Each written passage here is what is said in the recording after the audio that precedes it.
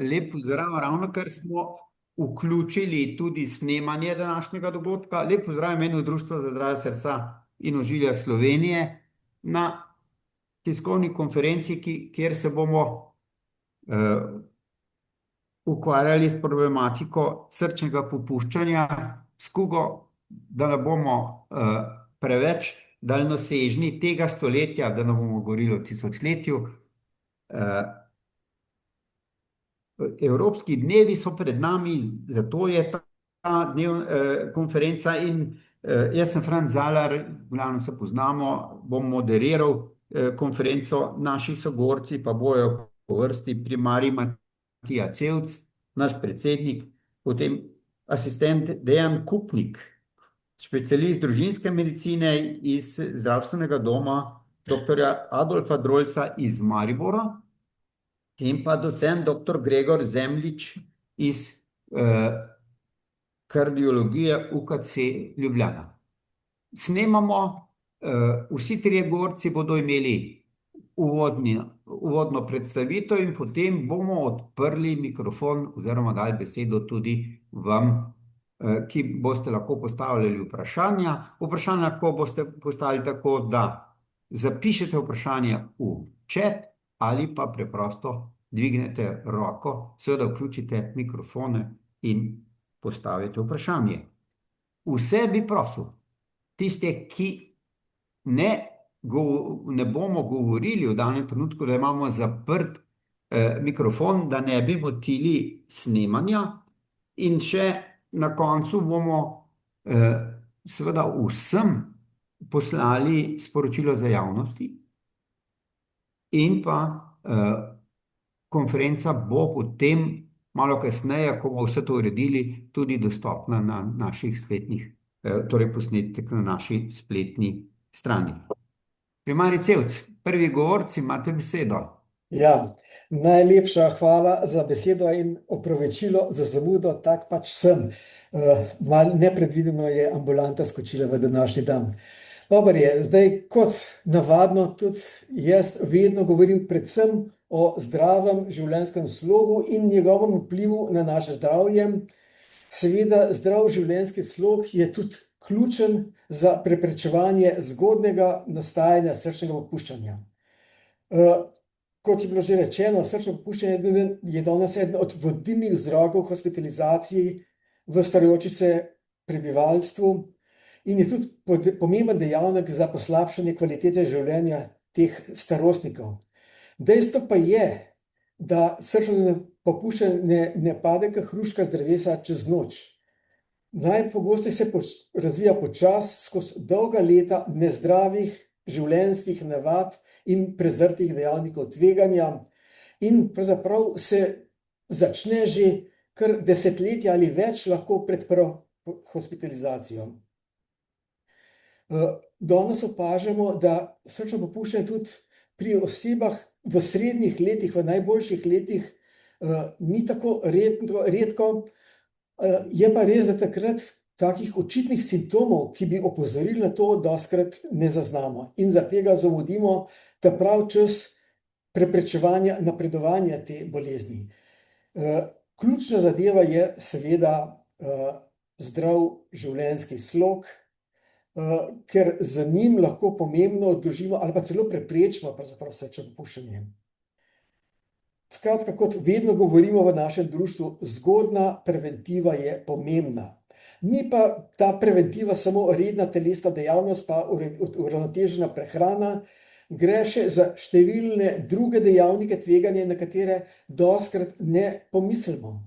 Na primer, kronično pomanjkanje spanja ali pa motnje spanja, to je eden od pomembnih dejavnikov, ki neposredno vplivajo tudi na naš krvni tlak. Mi pa vemo, da krvni tlak neurejen je zelo povezan z srcem, vpliva na sladkorno bolezen, neredno spanje, povzroča motnje srčnega ritma in številne druge stvari. Skratka, moramo poskrbeti za to, da imamo spanja dovolj in da je to spanje tudi kvalitetno. Povprečen odrasel človek potrebuje tam 7 do 8 ur spanja, ki naj bo kakovostno. Seveda na spanje vpliva tudi stres, Po drugi strani pa dolgotrajen stres in čustvena izčrpnost seveda tudi dejansko dodatno obremenjujeta srce, kar pomeni, da bi se mogli, če se ne da, seveda, tukaj imamo kar veliko težav, kako se temu stresu v današnjem hektičnem življenju izogniti. Skratka, ampak da se tudi to narediti z raznimi vajami, z sprostitvenimi vajami, z avtogenimi treningi in predvsem s tem, da imamo pozitivno mišljenje, če je v teh, kot sem že rekel, današnjih časih to sploh možno. Druga zelo pomembna stvar, ki drastično slabša tako kvaliteto življenja, kot tudi naše srčno zdravje, so depresije in anksioznosti. In vi vidite, da tudi tega v današnjem času ne manjka. Že med otroki imamo ogromno depresij, tako da tukaj bo treba kaj narediti spet z istimi zadevami kot pri preprečevanju stresa, se pravi z delovanjem na lastni psihi in podobne stvari. Srce namreč tudi ne ločuje med telesnim in duševnim zdravjem. Pol pridemo pa še do tiste splošno znane in težave, o katerih že vrabci na strehi čivkajo, pa kljub vsemu se tega čisto ne upošteva, to je pa kajenje in alkohol. Tudi zmerna količina popitega alkohola lahko vpliva negativno na naše zdravje in zlasti na srčno zdravje. Pomembna pa je še telesna teža. Namreč gre za to, da je tudi važno, od kod je zvišana telesna teža prisotna. Če je to pri tistih, ki so telesno zelo aktivni in je ta višja telesna teža zaradi mišic, to načeloma ni problem.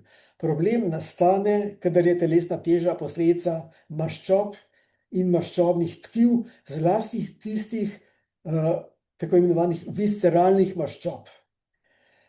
Gre tudi za to, da seveda številni, ki živijo s prekomerno telesno težo, shujšajo. Ampak težava takega hujšanja je v tem, da ne gre navzdol samo masa maščob, ampak dostikrat tudi mišična masa. In če se velikokrat tako hujša, se tudi veliko mišične mase izgubi, kar pa je škodljivo in je tudi to slaba popotnica za naše zdravje. Še ena stvar, na katero v današnjem času žal zelo pozabljamo, je socialno življenje. Človek je socialno bitje. Zaradi tega mora imeti tudi socialne kontakte, mora imeti čas za to, ne da je skozi pred ekranom, tako kot današnja mladina. Jaz sem seveda malo starejši, ampak tudi nažalost preveč monitorja gledam, no, ampak to je tisto, kar človeka zelo odtujuje od drugih ljudi, od socialnih povezav. Nenazadnje dobra socialna mreža zelo ugodno vpliva tudi na naše duševno stanje. Če se lahko z nekom pogovoriš, se marsikaterega stresa lahko znebiš. Nenazadnje dobra socialna mreža uredi tudi življenjski ritem. Ni vse samo v tistih mikrosekundah, ko moramo vse nekaj narediti, vzeti si treba čas. Nenazadnje izkazalo se je, na primer, tudi če si vzamemo čas za prehranjevanje, tiste osebe, ki z užitkom in lepo počasi jedo, so bistveno manj debeli kot tisti, ki zaradi hitenja zmečajo hrano vase in niti nimajo časa, da bi občutili, da so siti. In zaradi tega se take osebe tudi bistveno bolj debele. Skratka, cela vrsta stvari je, poleg redne telesne aktivnosti in mediteranske prehrane, na katere moramo misliti. Skrb za reden in kakovosten spanec, aktivno obvladovanje stresa, aktivno obvladovanje depresije, redno merjenje krvnega tlaka in če je ta povišan, da si začnemo pravočasno zdraviti, ustrezno, da si vzamemo čas za prehrano in na ta način ohranimo tudi ustrezno telesno sestavo.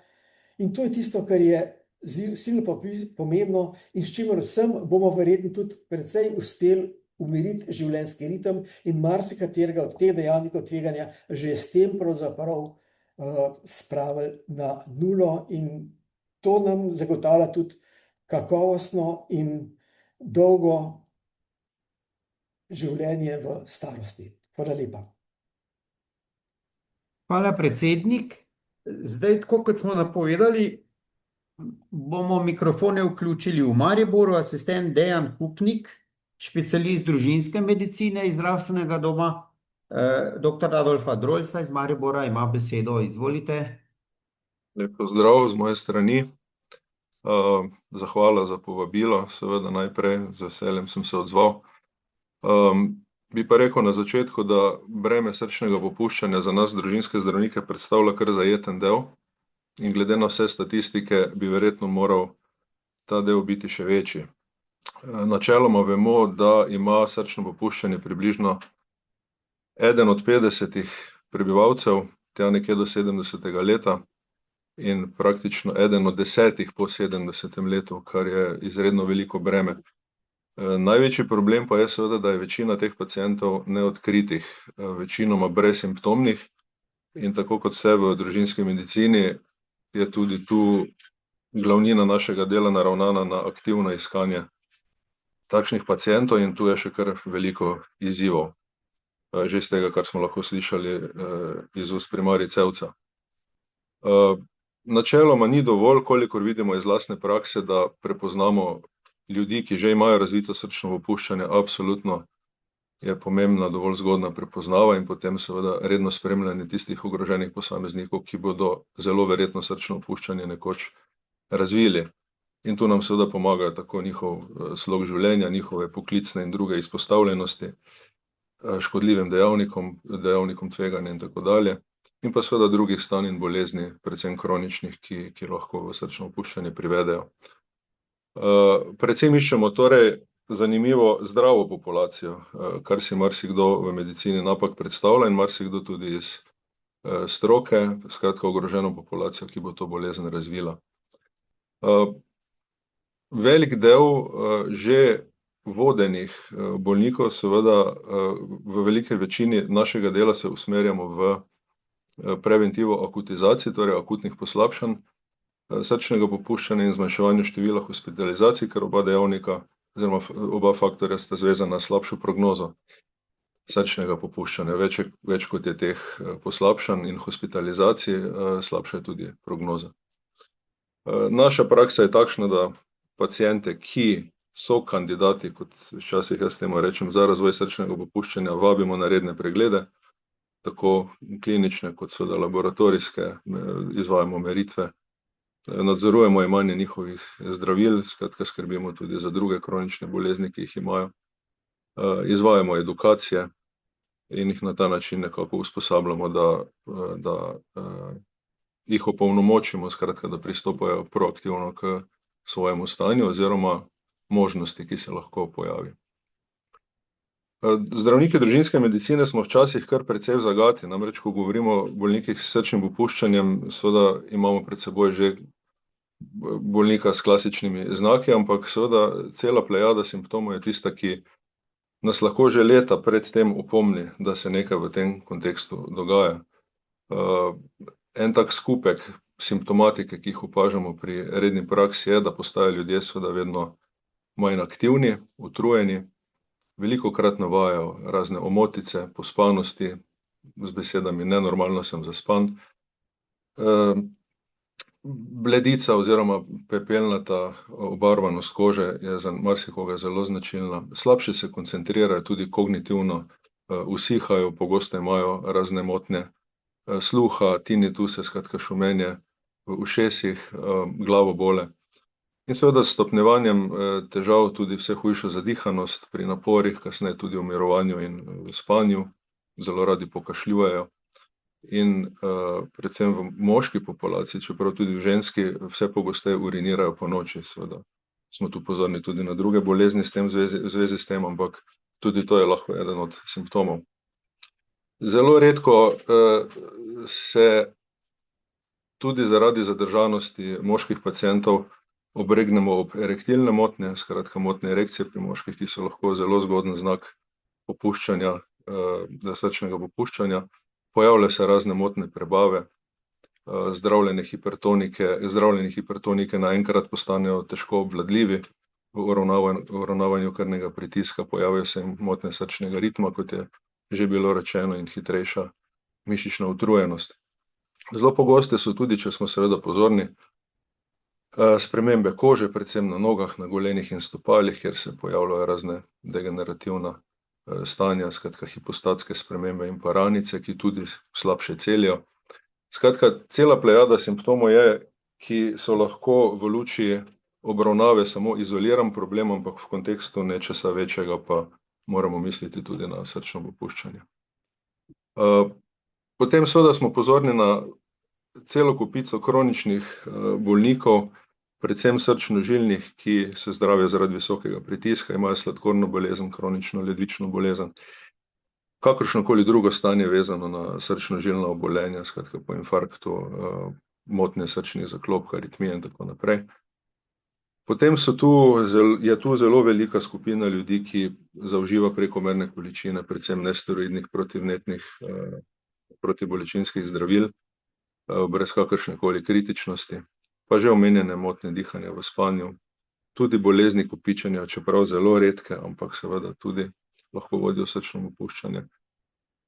Skupina bolnikov, ki jim ugotovimo aterosklerotične spremembe na ožilju, bodisi na nogah, vratnih žilah, pa seveda tudi koronarnih, je tudi kar velika skupina, ljudje po možganski kapi. To so vse skupine, kjer smo zelo, zelo pozorni. Dogaja se seveda, da v kontekstu nekih drugih bolezni, kot je recimo luskavica ali pa revmatične bolezni, se zgodi, da ne pomislimo, da so te bolezni vnetne, da lahko vodijo v srčno popuščanje, in sam našim specializantom rad rečem, da vnetne kronične bolezni so zame tudi srčno-žilne bolezni prvenstveno. Potem je tu cela kupica drugih kroničnih bolnikov s hematološkimi boleznimi, hormonskimi boleznimi, že omenjenimi razpoloženjskimi motnjami, depresijami, ker obstaja izrazita nagnjenost k srčnemu popuščanju oziroma nasplošno srčno-žilnim obolenjem. In skupina ljudi, ki imajo za seboj radio in pa kemoterapevtsko zdravljenje rakastih bolezni s posledično srčno okvaro. Že omenjene zlorabe alkohola, drog, kajenja ne bi izpostavljal, ampak teh dejavnikov tveganja je seveda še vedno veliko. In še ena skupina, na katero smo pri nas zelo pozorni, so ljudje, ki so poklicno ali sicer zelo izpostavljeni raznim zunanjim škodljivcem, pesticidom, strupenim snovem, barvilom, ki seveda lahko okvarjajo srčno mišico. Zdravniki družinske medicine se poleg seveda klasičnega pregleda poslužujemo tudi ustrezne diagnostike, tako rentgenske, ultrazvočne, torej ultrazvok srca, rentgen pljuč in srca, laboratorijskih preiskav, kjer bi izpostavil, da se zelo posvečamo tudi ugotavljanju pomanjkanja železa, kajti pomanjkanje železa je že brez slabokrvnosti zaradi pomanjkanja železa izrazit dejavnik tveganja za poslabšanje srčnega popuščanja, in k tem bolnikom pristopamo proaktivno z intravenskimi aplikacijami železa, da dosežemo ustrezno zasičenost glede na smernice kardiološkega združenja. Pogosto zdravniki družinske medicine tudi prejmemo izvide ultrazvoka srca, kjer opažamo, da so iztisni deleži srca v redu, ampak so omenjene določene druge spremembe, kot so motnje polnjenja levega prekata, druge anatomske spremembe atrijev in prekatov, in že to bi moralo biti v naših očeh en pokazatelj, da je tak pacient ogrožen v smeri srčnega popuščanja. Izpostavil bi še dva laboratorijska kazalca, seveda ogromno jih je, ki jih delamo, ampak eden je proBNP, skratka peptid, ki nakazuje, da je srce obremenjeno, in ljudje s srčnim popuščanjem imajo ta peptid povišan. In pa seveda vse pogostejše meritve razmerja med albumini in kreatininom v urinu, kjer lahko patološke vrednosti nastopijo že daleč pred samim dvigom recimo ledvičnih testov in padcem glomerulne sposobnosti ledvic, in tudi to nam lahko nakazuje, da je tak pacient ogrožen. Skratka, obravnava bolnika s srčnim popuščanjem v ambulanti družinske medicine je precej kompleksna, je precejšnji izziv. Imamo še ogromno rezerve, vsaj glede na to, koliko bolnikov je skritih, in mislim, da je to pravi izziv na tem področju. Hvala. Hvala lepa.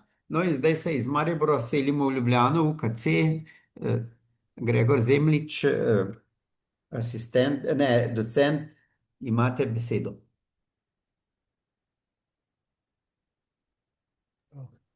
Ja, hvala lepa za besedo, sem pozabil, da smo izključili mikrofone. Zdaj jaz prihajam iz oddelka za napredovalo srčno opuščanje in transplantacije srca, ki je del kardiologije v UKC Ljubljana. Sem pa tudi interventni kardiolog. Zakaj to omenjam? Ker je dr. Cevc omenil, da je eden od dejavnikov tveganja tudi premalo spanja. No, to noč smo reševali 2 infarkta, tako da sem spal v resnici manj kot 3 ure. Zakaj to omenjam? Zaradi tega, ker se sicer strinjam z obema predhodnikoma, da so dejavniki, da je življenjski stil zelo pomemben pri preprečevanju ali pa odložitvi pojava srčnega opuščanja in drugih kardiovaskularnih bolezni. Sam sem pa zelo velik pristaš v bistvu teorije, da je v bistvu naša genetska nagnjenost vsaj tako pomembna, če ne morda še bolj kot pa sam življenjski stil. Vemo, da smo tudi svetovno gledano, tudi v Sloveniji zadnje čase precej naredili na opuščanju kajenja kot glavnega vzroka oziroma dejavnika tveganja za aterosklerozo. Zakaj omenjam aterosklerozo in srčni infarkt? Zaradi tega, ker še vedno je polovica vzrokov za srčno opuščanje v resnici ishemična bolezen srca. Se pravi, bolezen srca, ki je posledica ishemije, ishemija pa je, se pravi, nezadostne oskrbe srca z kisikom oziroma krvjo, ta pa je posledica ateroskleroze oziroma njenih posledic, se pravi zamašitve žil. Se pravi, kronična koronarna bolezen ali akutni koronarni dogodek, se pravi, ko se nam žila zapre, ta skupina bolnikov predstavlja 50% vseh bolnikov z srčnim opuščanjem.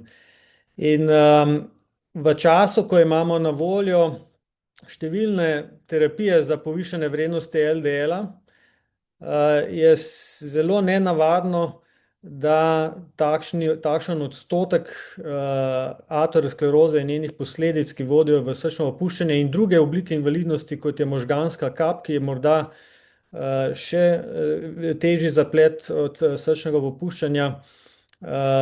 Hujše je samo nenadna srčna smrt, ki je spet najpogosteje posledica akutnega koronarnega dogodka kot posledica ateroskleroze, da še vedno vse te terapije, ki je na voljo od statinov preko novejše lipolitične terapije, zaznavamo takšno ogroženost bolnikov. Bolniki žal, seveda, ko se zdravi bolnika, se veliko pričakuje od zdravnika, ampak bolnik bi se moral zavedati, da je seveda njegovo sodelovanje tisto, ki je vsaj tako pomembno kot pa sodelovanje zdravnika pri njegovem zdravljenju. Dejstvo je, da poleg same vrednosti LDL-a v krvi, za katero bi moral vsak vedeti že pri starosti po 20 let, mi imamo zdaj sicer dobre presejalne programe za otroke, potem pa se to v bistvu na nek način malo razvodeni. Vem, da so referenčne ambulante delajo pomembno delo, da družinski zdravniki obravnavajo te bolnike, predvsem pa morda manjka nekega nacionalnega programa ozaveščanja, ker kaj v bistvu vidimo v vsakodnevni praksi, ko rešujemo srčne infarkte. Če je bilo v bistvu do pred 10 leti najpogostejši odgovor, kadite, je bil odgovor pri teh mladih bolnikih z srčnim infarktom, da, zdaj je v bistvu precej manjša verjetnost, je pa velika verjetnost, da bo bolnik odgovoril, kako pa vaš oče ali mama, ja, pri podobni starosti kot jaz je imel srčni infarkt. To je v bistvu zelo močna povezava, tudi če vrednosti LDL-a niso pretirano visoke. Zdaj vemo, da je drugi dejavnik tveganja, ki se ga da enostavno meriti in se ga bo tudi verjetno v prihodnosti dal zdraviti, še lipoprotein A. Se pravi, ta genetska povezava med staršem in otrokom, ki poleg same vrednosti LDL-a govori še o nekih drugih genetskih faktorjih, ki vplivajo v bistvu na razvoj ateroskleroze in njenih zapletov. Seveda se je pa, če pogledam nazaj svojo kariero, pred 20 leti smo poznali bolj ali manj srčno opuščanje kot srčno opuščanje z znižanim stisnim deležem. Polovica je tudi takrat, kot še vedno, bila bolnikov z ishemično boleznijo srca, se pravi kot posledica ateroskleroze. Za drugo polovico smo pa pred 20 rekli, da je vzrok idiopatski, se pravi, da vzroka ne poznamo ali smo ga pripisali nekemu neznanemu dejavniku ali prebolelemu miokarditisu oziroma vnetju srčne mišice. Tudi zdaj to vemo, da tega v resnici zelo malo in da so v ozadju genetske faktore, se pravi mutacije v določenih sestavinah celic srčne mišice, ki vodijo v razpadanje srčnih mišic, celic srčne mišice in seveda s časom v nastanek srčnega popuščanja. Se pravi, v bistvu je ta genetski dejavnik zelo, zelo pomemben in tudi v bistvu sploh pri mlajših bolnikih z novo nastalim srčnim popuščanjem, ki ni posledica ateroskleroze, vedno opravimo genetsko testiranje in v bistvu na ta način ga tudi lahko razširimo na družino in poskušamo zaznati te bolnike vsaj v družini prej. Kar se je pa še spremenilo in o tem je v bistvu dr. Kupnik predvsem našteval bolnike, so pa bolniki z srčnim opuščanjem z ohranjenim stisnim deležem. Tudi o tem pred 20 leti ni bilo govora.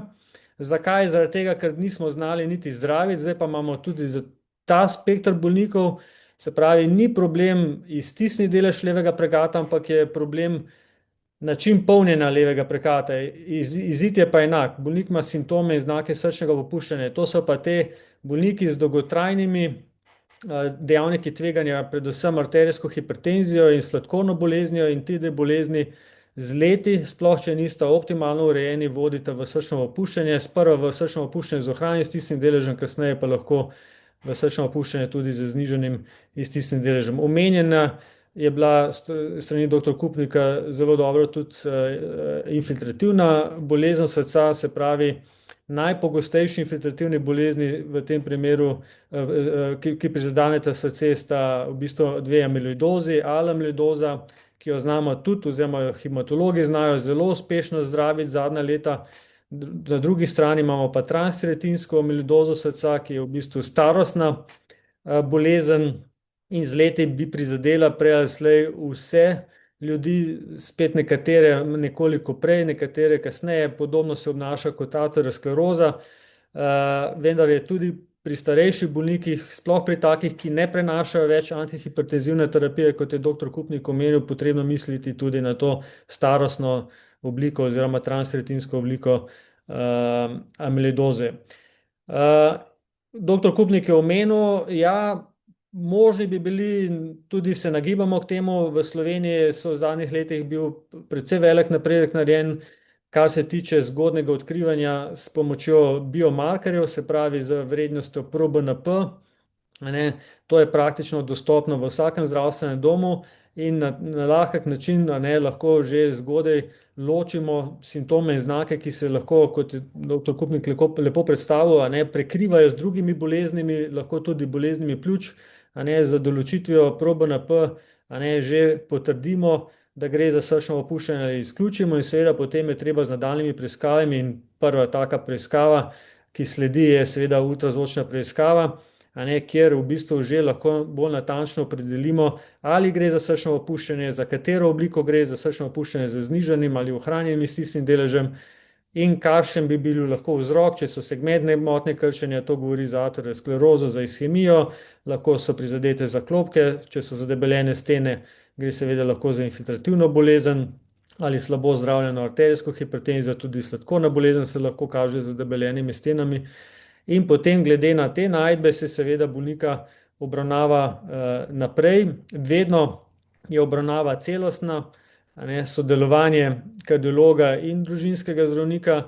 Jaz se strinjam z dr. Kupnikom, obremenitev družinskih zdravnikov je seveda na eni strani staranjem populacije, na drugi strani pa z izboljševanjem medicine, in tudi staranje populacije je posledica boljše medicine, boljše dostopnosti do zdravil. Se v bistvu število teh bolnikov precej povečuje v zadnjem času.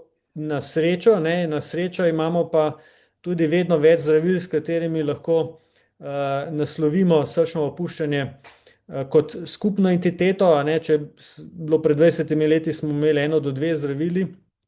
To so bili v bistvu blokatorji beta, ki so naslovili prekomerno nevrohumoralno aktivacijo pri srčnem popuščanju. Potem so inhibitorji RAS sistema, renin-angiotenzin aldosteron sistema, ki je tudi prekomerno inhibiran pri bolnikih z srčnim popuščanjem.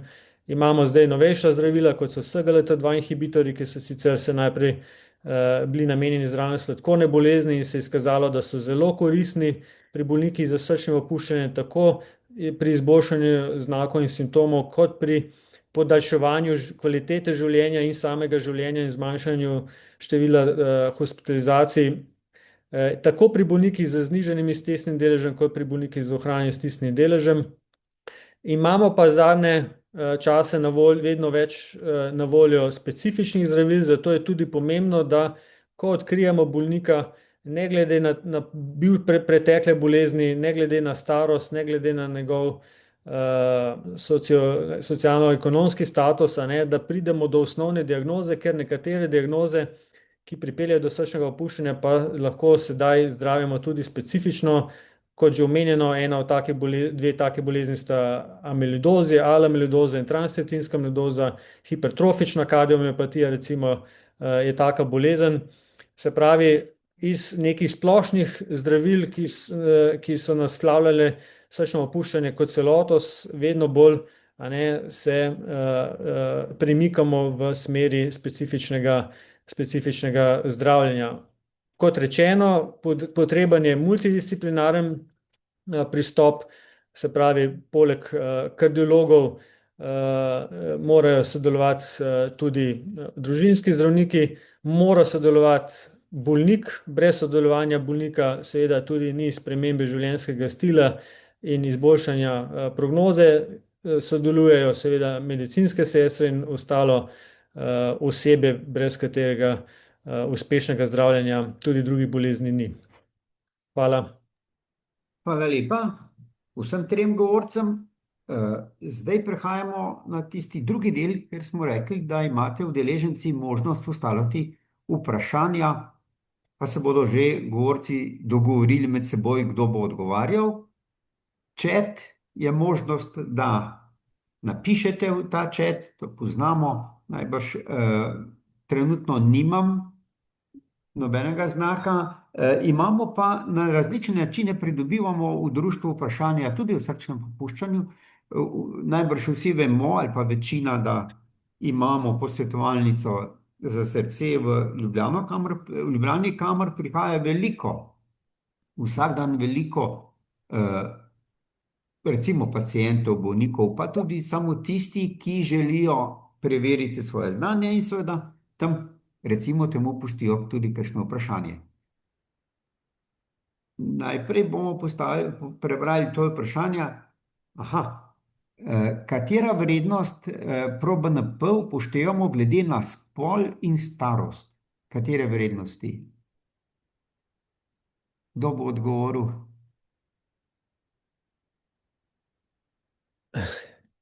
Doktor Zemljič, boste vi? Ja, zdaj iz glave po pravici ne vem, ker se tudi ponekod merijo ProBNP, ponekod merijo BNP, nekoliko se tudi referenčne vrednosti od laboratorija do laboratorija razlikujejo. Je pa sigurno, da je ta mejna vrednost z starostjo višja, nekoliko višja, to ne govorimo zdaj to o faktorju 10, ampak nekaj 10% višja za višjo starostjo napram mlajšim. nekoliko nižje vrednosti je pričakovati pri prekomerno prehranjenih zaradi nekoliko drugačnega metabolizma vrednosti NT-proBNP. Dejstvo pa je, da podobno velja za ledvično funkcijo, to je se pravi še tretji faktor, ki pomembno vpliva na vrednost proBNP. Bolj ko je prizadeta ledvična funkcija, više vrednosti proBNP-ja pričakujemo. Splošen predlog bi bil pa, da se z temi cut-off vrednostmi ne ukvarjamo, zaradi tega, ker so to arbitrarno določene meje. Če je vrednost povišana, bolj kot je povišana, večja je verjetnost, da gre za srčno popuščanje, in moramo v vsakem primeru odreagirati z nadaljnjo diagnostiko. Hvala. Če se lahko samo vklopim na... Doktor Kupnik in potem Cevc, izvolite. Če se lahko vklopim samo na ta zadnji del, docent Zemljiča, v praksi res opažamo tudi pri ljudeh nad 70 let, da večina, ki nima srčnega popuščanja, ima normalne vrednosti proBNP-ja. Tako da glede na vezanost vrednosti proBNP-ja na starostno skupino, mislim, da nam to lahko naredi več škode kot koristi, ker enostavno kot proBNP je povišan, se očitno nekaj dogaja. In takšne so tudi moje izkušnje v praksi. Ja, ampak tisto, kar bi pa jaz rekel, je pa to, da kot pri vseh laboratorijskih meritvah je vedno potrebna premislek pri interpretaciji. In vedno, kadarkoli že imamo, mi vemo, da biološke variable se zelo spreminjajo. In zaradi tega je treba tudi malo v kontekstu celotne bolnikove slike tudi vrednotiti ta proBNP. Pri nekomu s končno ledvično boleznijo vemo, da bo proBNP praktično ga ne moreš uporabiti. Se pa zelo strinjam z dr. Kupnikom, ja, seveda, tudi dva človeka nista enaka. Ravno zaradi tega je pomembno tisto, kar je dr. Zemljič rekel, da na absolutne številke seveda imamo neke referenčne vrednosti, vse jih imamo tudi pri lipidih, pa vemo, da je treba zmeriti vse te stvari interpretirati, presoditi v kontekstu celotne slike. In je pa to marker, je to pokazatelj, da se nekaj dogaja. Karkoli že. Ali da gre v ledvično bolezen, ali da se pač staramo, ali pa seveda tudi, da je srčno popuščanje že prisotno. To se sam hotel reči. Hvala. Vedno pri vseh bioloških... Hvala. Zdaj, v zvezi s proBNP-jem imam še eno vprašanje. Ali je možno, ali je recimo to, da se proBNP v procesu zdravljenja srčnega popuščanja spreminja in predvsem tudi zmanjša, ker kot smo razumeli vas, višji, ki je, bolj je nevarno, če lahko tako rečem. Ja, dejansko ga ravno za spremljanje zdravljenja je pa najbolj koristen. Predvsem ne moramo primerjati absolutne vrednosti dveh posameznikov. Se pravi, pri enemu je lahko vrednost 500, pri drugemu 5000, pa bosta imela v bistvu zelo podoben ultrazvočni izvid. Medtem ko pa, če pri tistem, ki ima izhodiščno vrednost 500, kljub zdravljenju čez par mesecev ob kontroli navaja poslabšanje in zabeležimo porast na 1000, to nam pa sigurno pove, da je nekaj narobe in da moramo ukrepati z dodatno diagnostiko ali pa spremembo terapije. Medtem ko pa pri tistem, ki ima vrednost 5000, pa je naslednjič pa morda za 500 manj, 4500, pa ravno ne moramo še odpirati šampanjcev, ker je to znotraj nekih laboratorijskih odstopanj. Se pravi, tam bi se pa veselili, recimo, če bi s 5000 se dejansko popravil proBNP na 2000 in takrat bi lahko rekli, pravilno smo postavili diagnozo, zdravimo tudi osnovno bolezen in zdravimo tudi srčno popuščanje uspešno. Zato pa je dejansko vrednost proBNP, se pravi za spremljanje uspešnosti zdravljenja in morebitnih poslabšanj pri posameznem bolniku pa zelo uporaben. Hvala. Gremo naprej še k vprašanjem naših,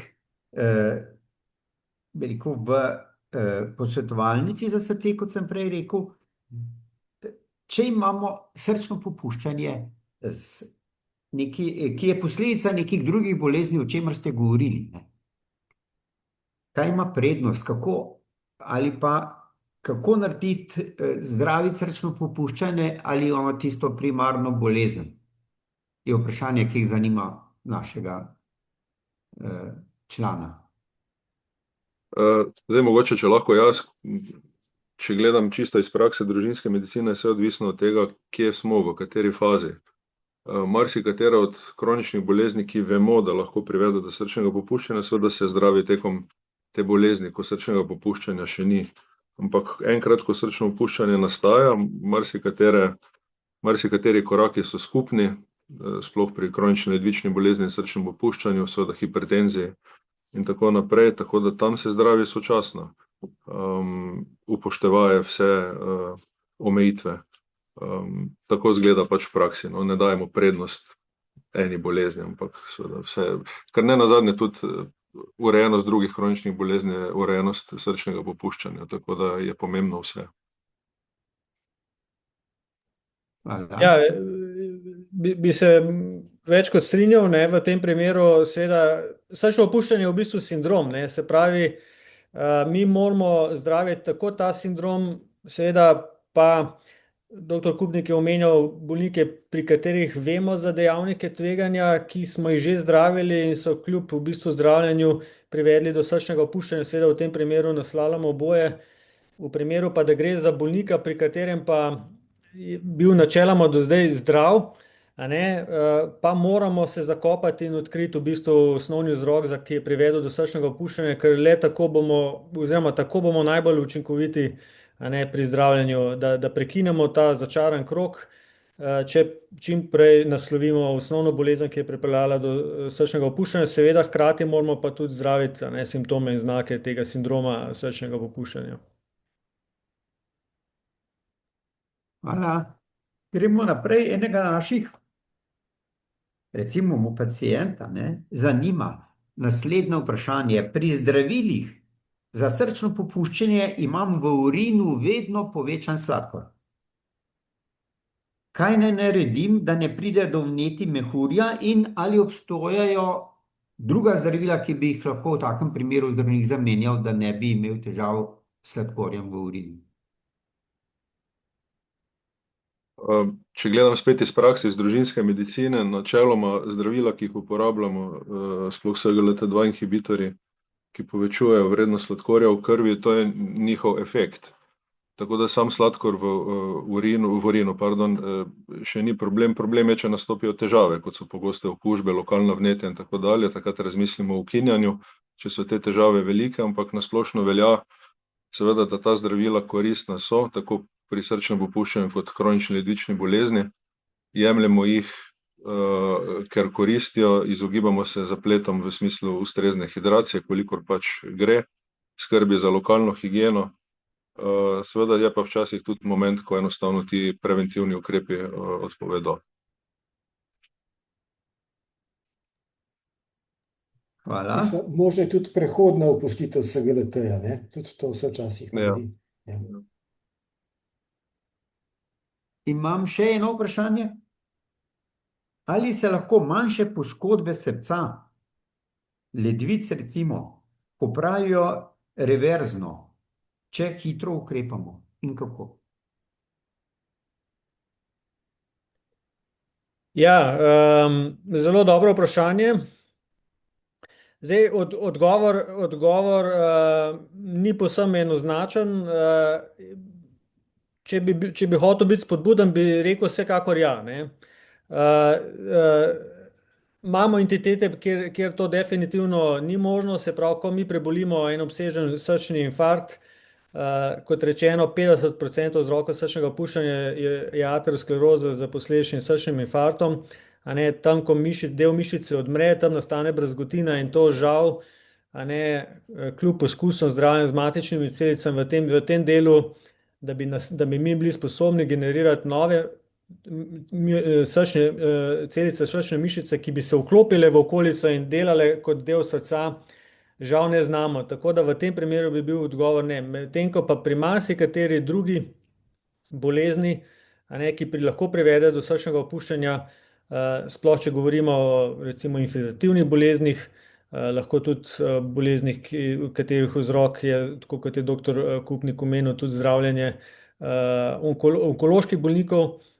Če se dovolj zgodaj zazna, in zato tudi obstajajo protokoli sledenja ultrazvočnega pri takih bolnikih, da se v bistvu ukrepa, ali zamenja terapijo, oziroma v primeru infiltrativnih bolezni pač uvede terapijo, in v teh primerih, če je bilo dovolj zgodaj prepoznano, lahko bolezen prekinemo in tudi v bistvu dosežemo odpravo že prizadetosti srca. Zato je pa tako pomembno, da v bistvu odreagiramo že pri prvih znakih in simptomih srčnega popuščanja, ker le na ta način bomo lahko uspešni. Hvala lepa. Ne vidim več vprašanj v chatu, tudi to, kar so nam na društvo sporočili naši člani in drugi uporabniki, smo izčrpali. Ali mogoče govorci imajo še kakšno, recimo temu, zaključni stavek ali misel? Ja, primarij Cevc. Tisto, kar mislim, da je bilo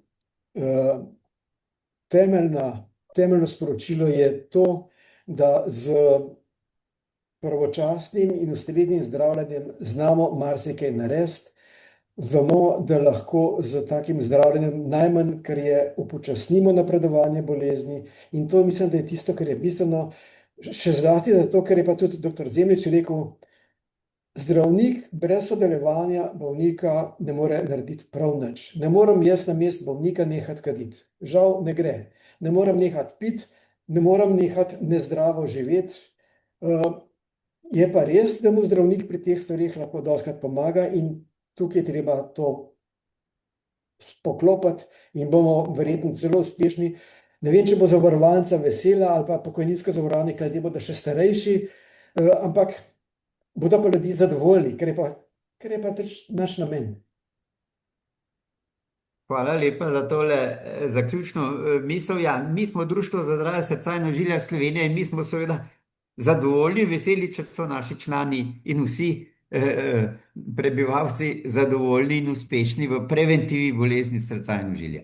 Kot sem rekel prej, bomo zelo hitro zdaj razposlali izjavo za javnosti, kjer bodo te glavne točke zajete.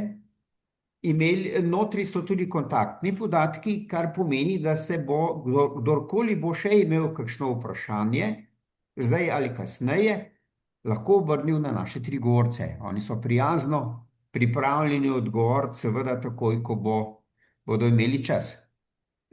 Naša novinarska konferenca bo tudi dostopna na naših medijih, tako da boste lahko tudi poslušali, recimo temu, za nazaj.